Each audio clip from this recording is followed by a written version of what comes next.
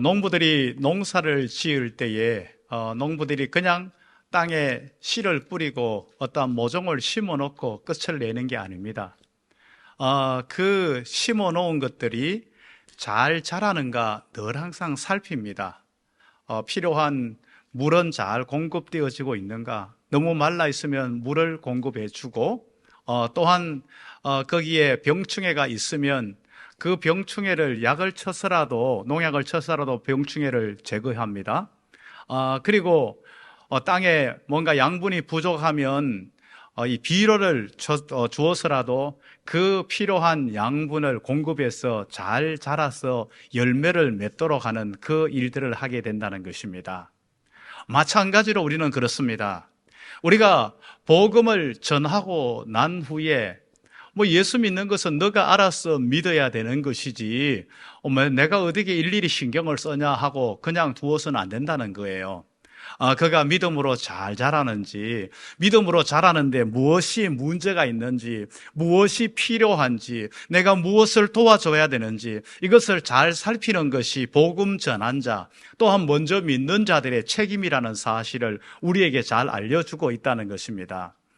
바울이 이제 데살로니가에 복음을 전했습니다. 데살로니가에 복음을 전하고 이제 그곳에서 더 이상 있을 수 없는 상황이 되어서 이제 쫓겨나서 그곳을 지나서 이제 아테네에 가 있습니다. 아테네에 가 있는데 늘 마음은 데살로니가에 가 있습니다. 그들에게 너무나 짧은 시간 동안 복음을 전했는데 그때 예수 믿겠다고 한 사람들이 있는데 그들이 그 믿음을 잘 지켜나가는지 너무나 궁금했습니다. 그래서 정말 그곳에 한번 방문을 하기를 원했지만은 여러 가지 방해가 있어서 도저히 방문하지 못하는 상황 가운데 처해 있습니다.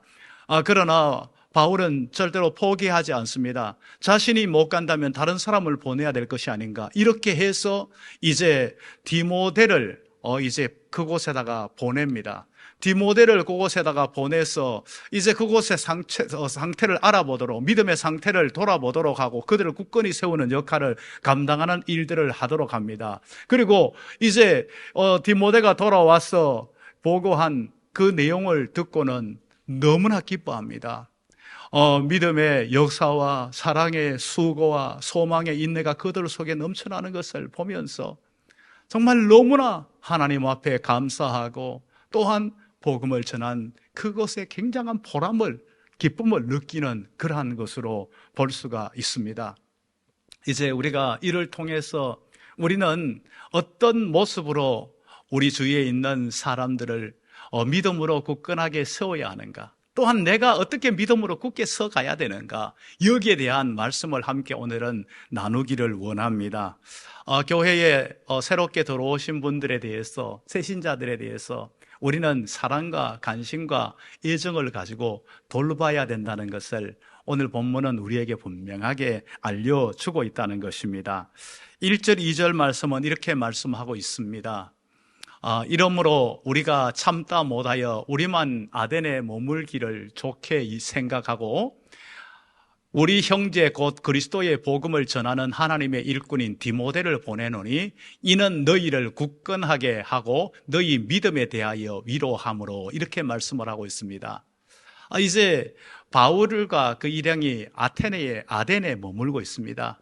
그리고 디모데를 이 데살로니가로 보내서 그 믿음의 상태를 돌아보고 굳건하게 세우는 역할을 하고 있다는 것을 우리에게 보여주고 있다는 것입니다.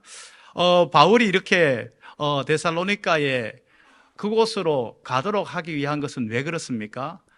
디모데를 보내고자 한 것은 그들이 지금 환난 가운데 있습니다. 고난 가운데 있습니다. 그들이 환난당하고 고난당하는 거, 그건 그들의 일이지 나하고 무슨 상관이냐가 아닙니다. 이것은 마치 자녀가 아파하면, 자녀가 힘들어하면 부모가 더 아프고 힘든 것과 같은 그러한 심정으로 지금 그곳에 마음이 온통 가 있는 이런 상황입니다. 그래서 그곳에다가 디모데를 보내어서 그들을 굳게 붙잡아 주고자 하는 그러한 마음으로 보냈다는 것입니다. 우리는 그렇습니다. 믿음 생활하다가 보면 우리에게 어떠한 고난이 있어요. 여러 가지 어려움이 있어요. 고난과 어려움이 지속되다가 보면 우리는 굉장히 힘이 들어집니다. 그러면서 하나님, 왜 나에게 이런 고난이 자꾸만 오는 겁니까? 왜 내가 믿음 생활하는데 왜 이렇게 어렵고 힘이 듭니까? 하면서 하나님에 대해서 안타까운 마음을 가지게 됩니다. 그러면서 내가 하나님 앞에 기도하는데 기도하는 건 하나님이 듣지 않으시는 것 같아요 하면서 하나님에 대해서 약간 실망과 원망이 쌓인 저로 우리가 생각하면서 정말 하나님을 향한 마음을 가질 때가 있습니다. 이때 어떻게 해야 됩니까? 그거는 당신과 하나님과의 관계다 이렇게 하고 내버려 둬서는 안 된다는 겁니다. 믿음이 강한 자가 믿음에 연약한 자들의 그러한 상태를 살펴가지고 그 믿음이 연약한 자들의 그 상태 속에 이제 이들을 믿음으로 굳게 세우는 역할을 해야 된다는 겁니다. 저도 옛날에요, 믿음 생활을 시작하면서 참 어려운 일들이 참 많았어요.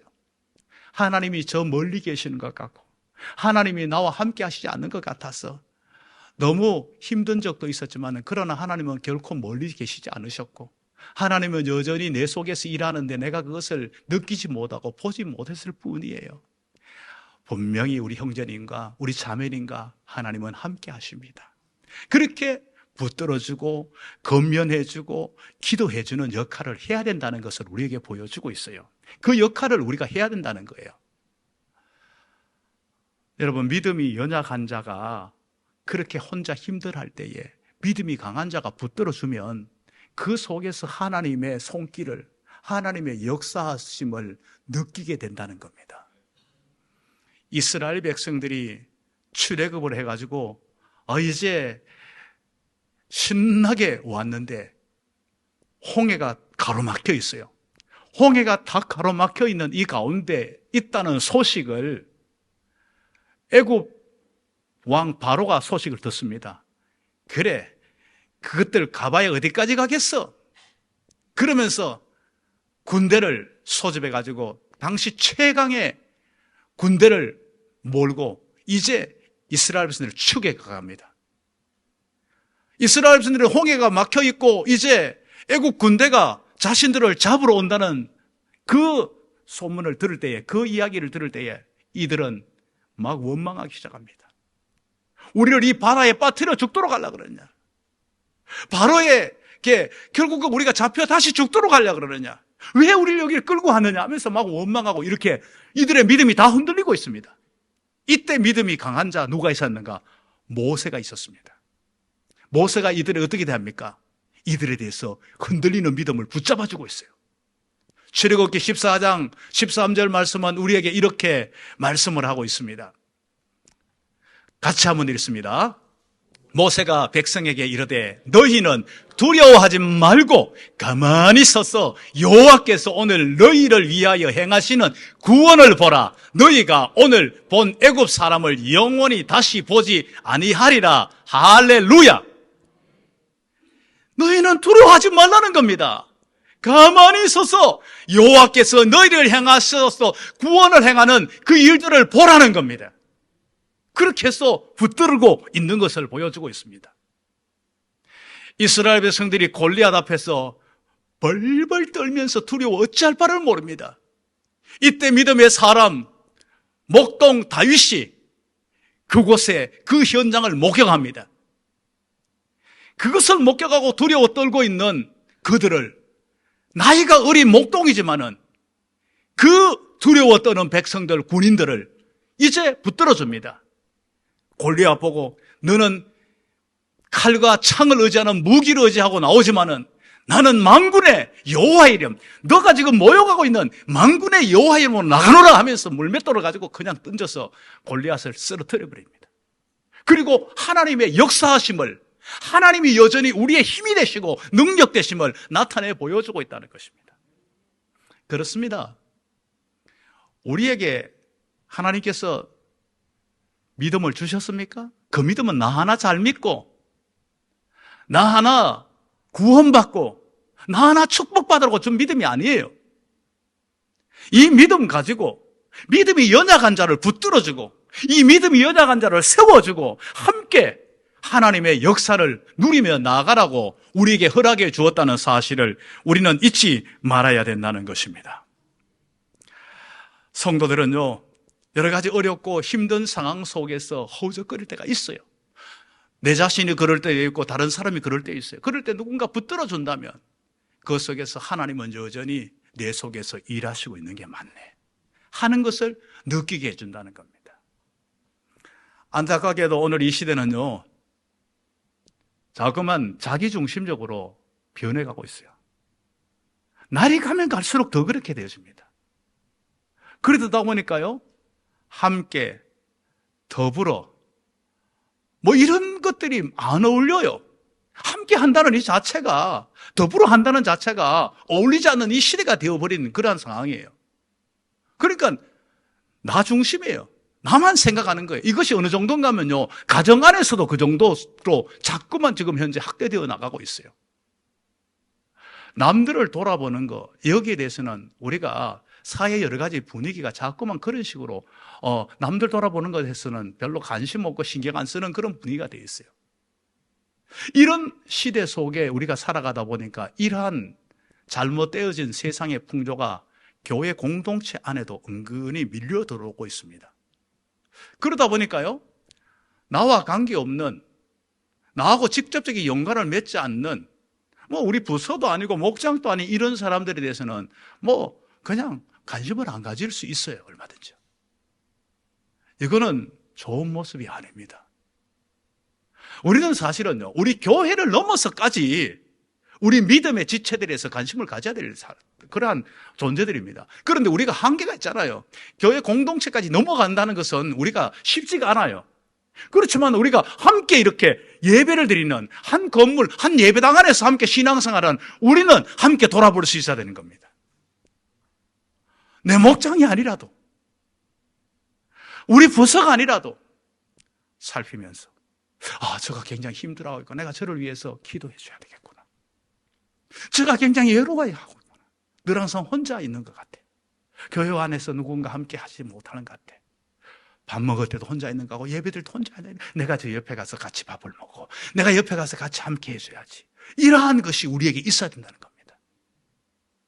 물론 우리 교회 새가족 팀 바나바 팀이 참 잘하고 있어요.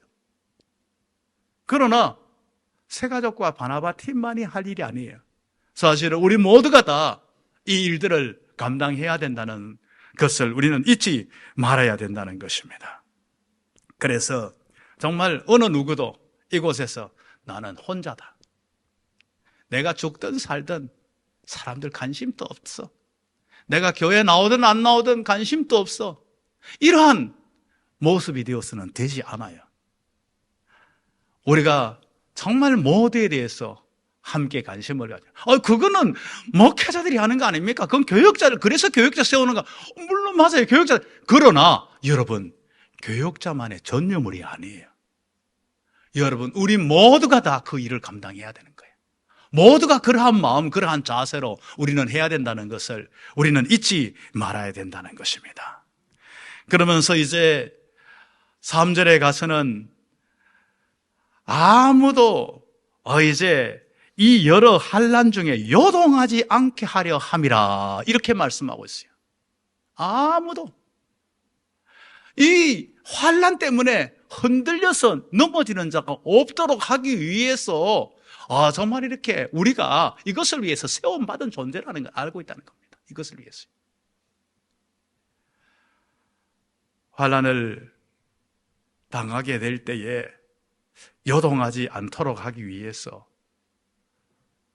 우리가 서로 세워놓은 거예요. 서로 세워놓은 거예요. 내가 넘어질 때 붙잡아주고, 또한 상대가 넘어질 때 내가 붙잡아주도록 한 거예요. 초대교회에 굉장한 큰 환란이 있었어요.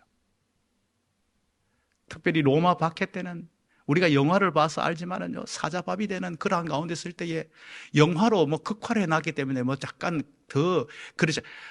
저는 영화로 아무리 하더라도 나는 그 상황을 어떻게 다 재현할 수 없다고 봐요. 사자밥이 되기 위해서 거기에 가두어져 있는 가운데 있을 때에 초대교회 성도들끼리 막 서로 붙잡아주고 있어요. 힘을 내, 끝까지 믿음을 지켜야 돼. 우리가 이 세상, 이 죽음이 끝이 아니야. 이 죽음 위에는 영원한 세상이 있어. 잠시 잠깐의 고난을 우리 견뎌내야 되자고 막 붙들고 격려해 주는 거예요. 그래서 사자가 밥이 되는 순간에도 믿음을 저버리지 않는 거예요. 누가 서로 붙들어 줌으로 가능한 거예요. 고난은요, 우리의 믿음을 다 저버리도록 만들어버립니다. 우리 일제강점기 때에 신사참배에 반대하는 사람들에 대해서 얼마나 극심한 고난을 주었습니까? 이때 믿음에 든든한 동지가 있으면요, 붙들어 주었으면 그 사람은 승리했던 거예요.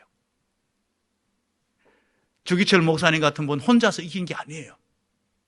그 사모님이 붙들어 주었고 성도들이 함께 붙들어 주었어요. 또한 주기철 목사님은 성도들을 격려하면서 믿음으로 굳세게 세웠어요.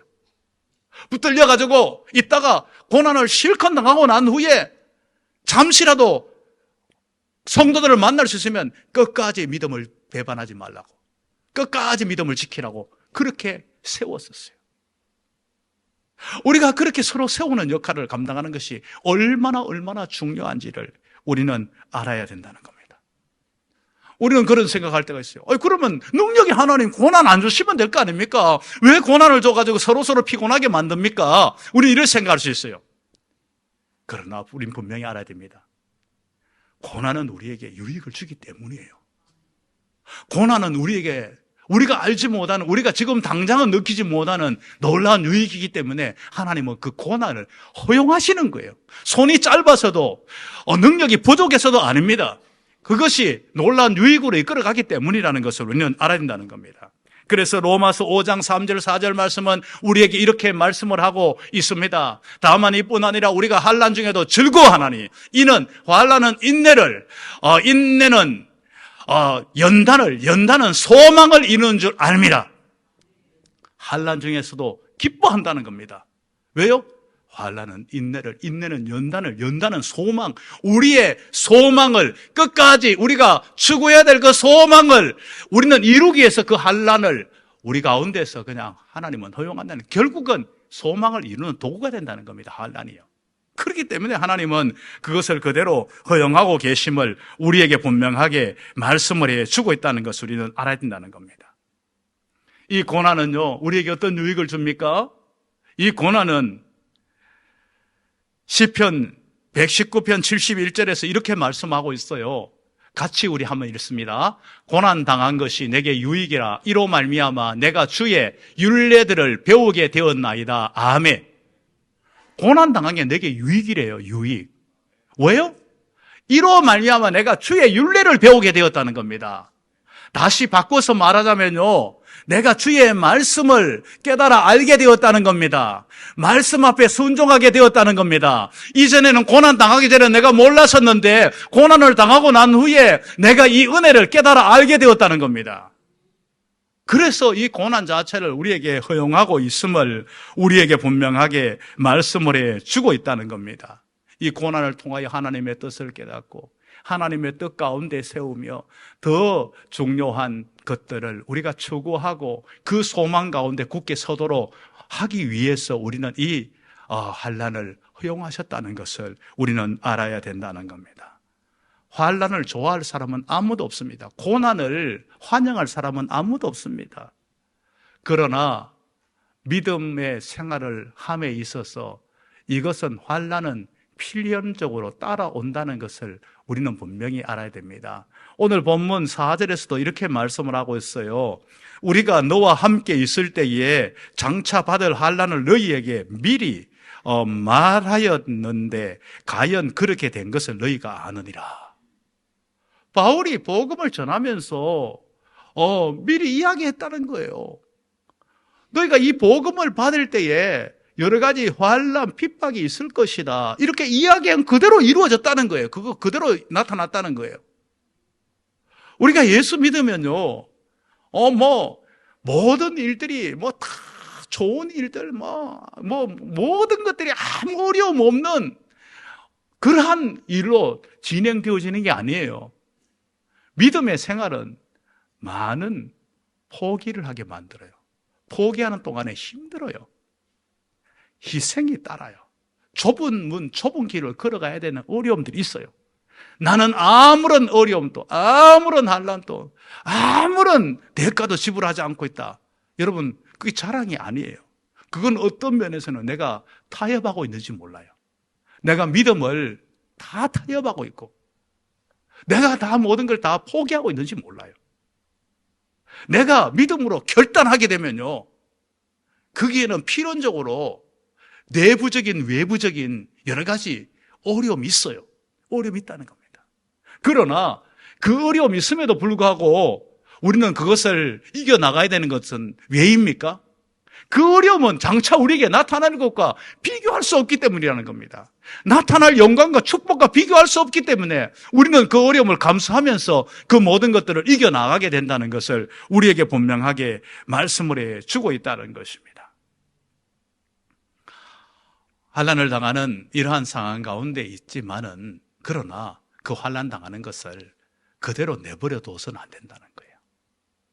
환난 당하는 그들의 문제를 이제 잘 붙잡아 주기 위해서, 이제 이 바울은 노심초사하다가 결국은 자신이 못 가게 되니까 이제 다른 사람 디모데라도 보내어가지고 그것을 보내는데, 왜 그래요?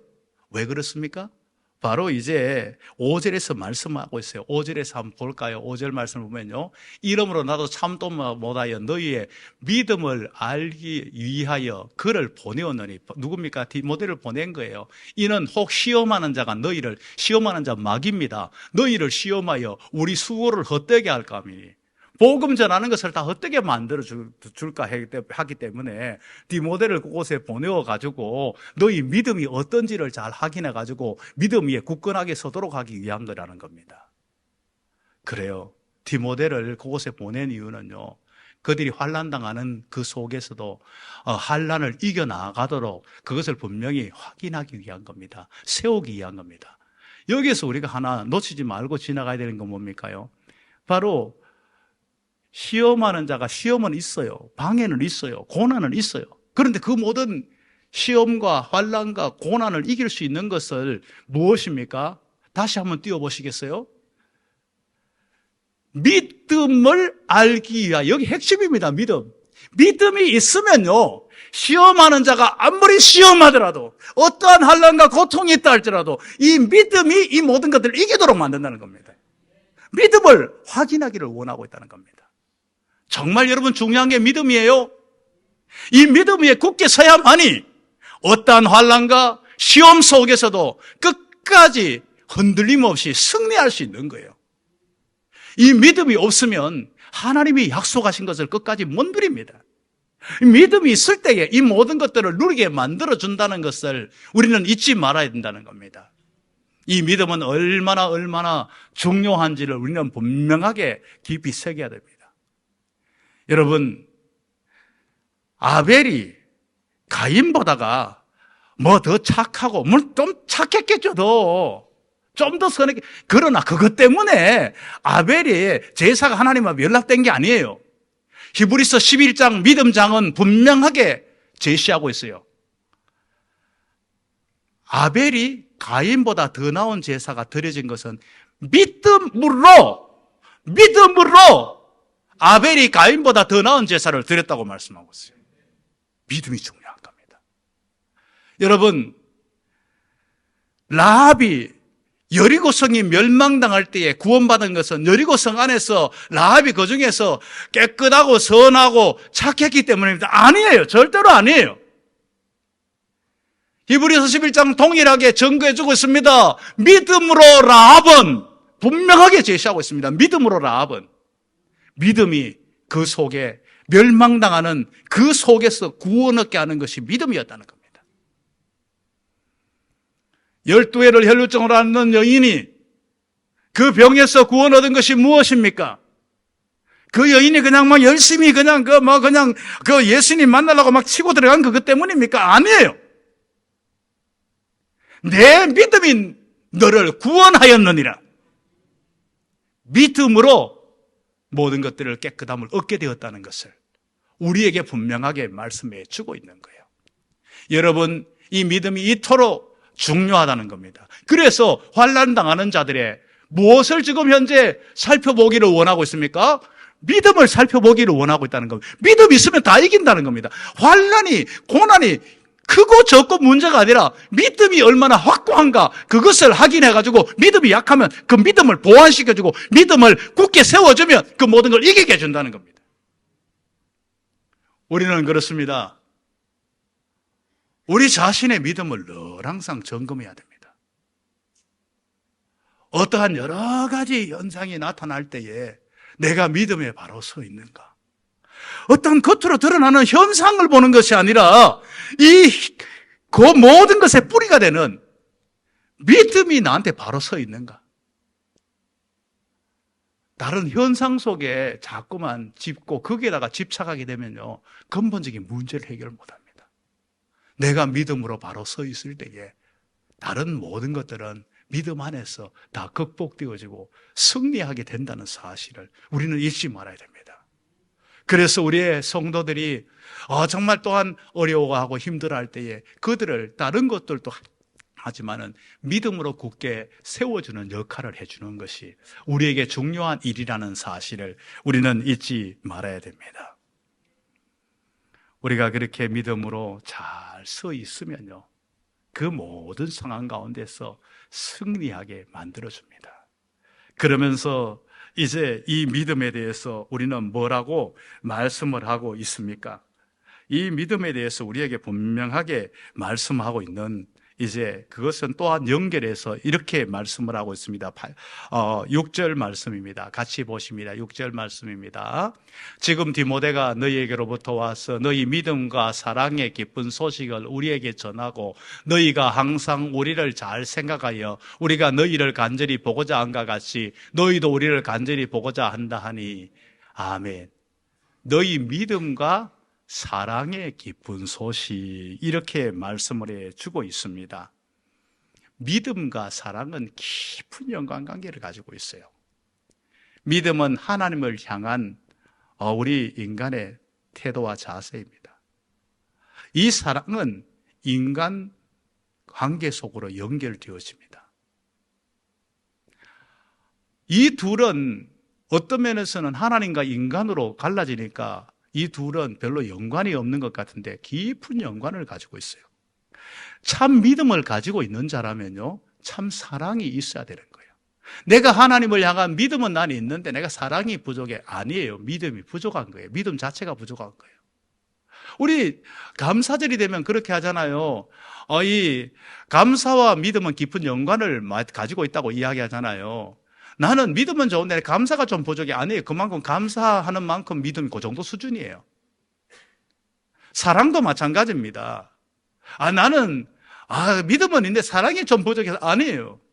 사랑 부족한 만큼 그 분량만큼 내가 믿음이 그 수준이에요.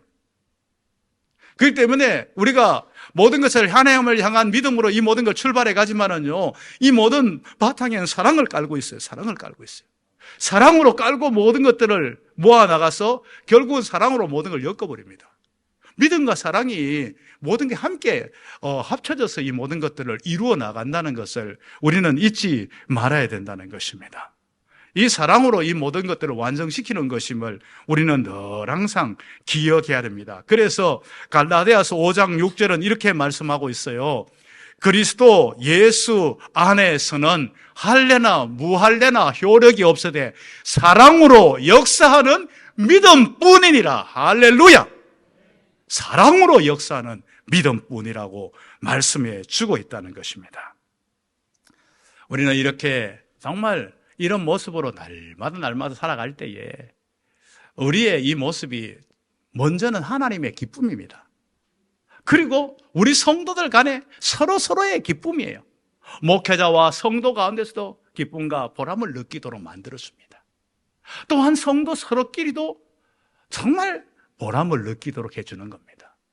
여러분, 믿음은 나 혼자 잘 믿고 나 혼자 그냥 잘 유지하다가 나나 뭐 구원받으면 천국 가면 되지, 이것을 하나님은 허락하지 않았어요. 내 믿음 그런 식으로 유지하면요, 그 믿음 다 뺏깁니다. 다 잃어버립니다. 여러분, 달란트 비유에서 한 달란트 받은 자 어떻습니까? 그거를 그냥 땅에다 꽁꽁 묻어 주었는데 그거 잘 지켜놨으니까 칭찬받았습니까? 아니죠. 악한 종이라고 내가 너 그거 잘 지키라고 그렇게 한 게 아니다. 그것을 통하여서 더 놀랍게 일들을 이루어 나가도록 하기 위해서 내가 그걸 주었다 이야기합니다. 5달란트, 2달란트 맡은 자는 그것을 가지고 그것을 열심히 해서 남겼을 때 어떻게 합니까? 착하고 충성된 종이라면서 더 많은 것을 주고 있습니다. 여러분의 믿음이 어느 정도 수준입니까? 여러분의 그 믿음을 가지고 하나님의 역사를 날마다 경험해야 됩니다. 이 믿음을 가지고 주위에 있는 연약한 지체들을 돌보는 이 역할을 감당해야 됩니다. 그럴 때 여러분의 믿음을 지킬 뿐만 아니라 여러분의 믿음이 하나님의 역사를 더 크게, 더 놀랍게 경험하게 만듭니다. 그 믿음이 정말 하나님을 기쁘시게 하는 믿음이 된다는 사실을 우리는 잊지 말아야 합니다. 농부가 씨를 뿌릴 때에 그 싹이 나지 아니할까 걱정하는 농부는 없습니다. 씨를 뿌릴 때 난다는 확신 가지고 합니다. 그리고 난 씨에 대해서는 철저하게 그 새싹들을 잘 관리하는 게 농부의 또한 책임이고 의무입니다. 우리는 복음의 씨를 뿌릴 때 하나님은 반드시 역사하신다. 때가 되면 반드시 역사하신다. 그리고 이 모든 것들을 이루어 가신다는 이 믿음 가운데 우리는 이 모든 것들을 감당해야 됩니다. 이 믿음으로 확고하게 서 있는 그러한 경우가 되면요, 그 어떠한 것들도 다 극복하고 이깁니다. 매년 우리는 태풍을 경험합니다. 크고 작은 태풍을 경험합니다. 어떤 큰 태풍은요, 나무를 뿌리채 뽑아버립니다. 지붕을 그냥 통째로 날려버립니다. 그러나 모든 나무가 다 뿌리채 뽑히는 건 아니에요. 모든 지붕이 다 날아가는 건 아니에요. 뿌리가 깊은 나무들은 끄떡 없습니다. 탄탄하게 지어진 집은 끄떡 없습니다. 우리의 믿음의 뿌리를 단단하게 내렸을 때에, 우리의 믿음의 집을 단단하게 지었을 때에 세상에 여러 가지 시험, 유혹, 환난, 어려움이 많다 할지라도 이 믿음으로 승리하게 할 뿐만 아니라 이 믿음으로 다른 연약한 지체들까지 세워주며 하나님의 기쁨이 되며 함께 하나님의 유업을 누리는, 하나님의 은혜를 풍성히 누리는 우리 모든 복된 성도들이 될 줄로 믿습니다.